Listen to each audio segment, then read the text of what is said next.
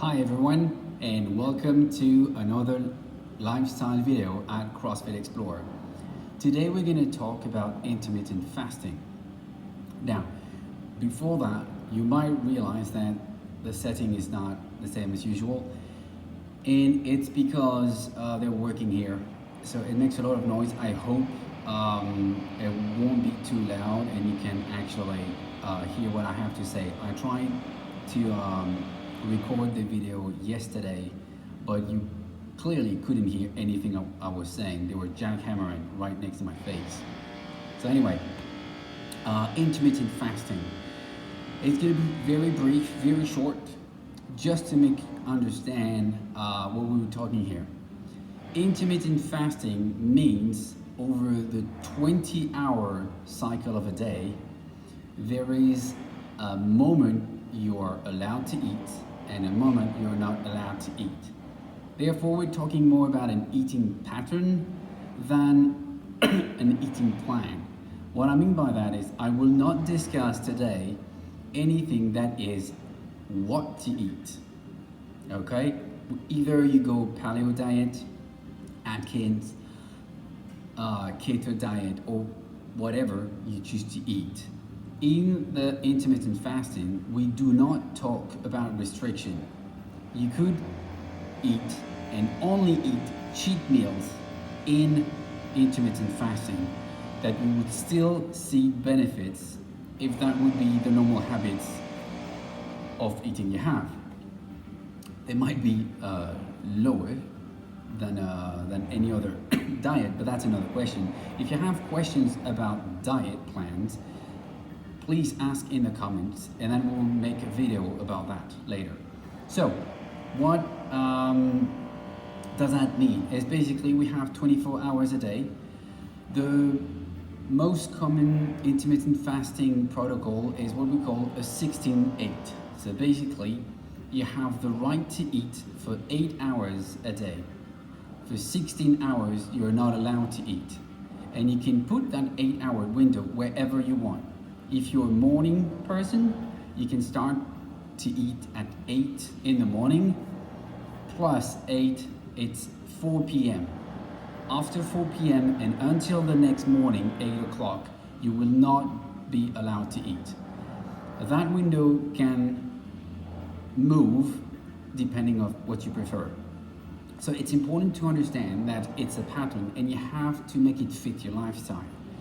It's very important if you want to eat in the morning so that it doesn't bother you for work or for anything like this. Now, so that's the first thing, and that's the first method. We can go from 16 hours a day without eating to 3 days without eating. There are protocols, one called 18-6, so it's basically the same thing, 18 hours without eating, 6 hours with. The 23-1, so you have to eat for 1 hour a day, or even 2 days fasting, 1 day eating, up to, as I said before, 3 days fasting, 1 day eating. Before going there, I would obviously tell you to go from the first one, and when the first one is good, then you move to a more difficult one, because it's clearly going to have to be with difficulty here. The most difficult part will be the hunger for everyone. We're not used not to eat. Most people eat 3 times a day, morning, lunch, and dinner. What we need here is to make a habit of it. So what I would recommend beforehand is just a little tip, is do not skip breakfast. Most people do that. From the first day they decide to go on intermittent fasting, they're like, okay, breakfast, I don't have it. There are 2 mistakes here. First, you do not give room to your body to understand what's going on. So from the one day to the other, you're just asking your body, to eat, from eating to not eating. And that's gonna cause hunger, which is most likely gonna be for a few hours and it's not really comfortable. So the first thing you need to go when you start intermittent fasting is delay whatever the time of the day you want to start. If you have usually your breakfast at 7, maybe start by having at 7:30, and then after 2 or 3 days, 8 o'clock, and after 2 or 3 days, move it to 9, and etc., until you get to that skipping breakfast time, and I'm talking about the time here, in order to move it to the 8 hours window. Now the second thing when people skip breakfast is usually they're missing one meal, and they do a big mistake here. We're not telling you not to skip a meal entirely. If I'm going to talk with calories here, just to make a number, to make it easy to understand, let's say I eat 500 calories at breakfast, 500 calories at lunch, 500 calories at dinner, and I want to start intermittent fasting.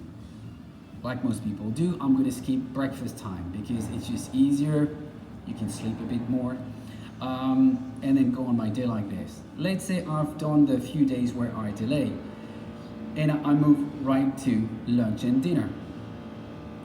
At lunch and dinner, you have to make sure you eat 750 calories on both meals, because you need the total amount of food that you require. And this is very important.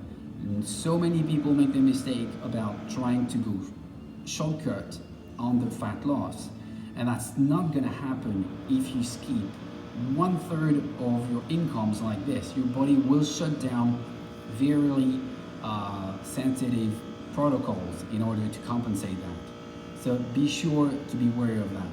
Few things to help on the delaying is, for example, few drinks like coffee. It needs to be black, no cream, no butter, no oil, no sugar. If you put any of those, you will break your fast, and that's not interesting. Green tea or lemon water. Those are the 3 drinks you can have that will not break your fast and will give you the sensation of being fulfilled and not be that hungry. Now remember another thing, being hungry is normal, but your body will adapt. After a couple of days, and especially if you do step by step, you should not feel hunger that much.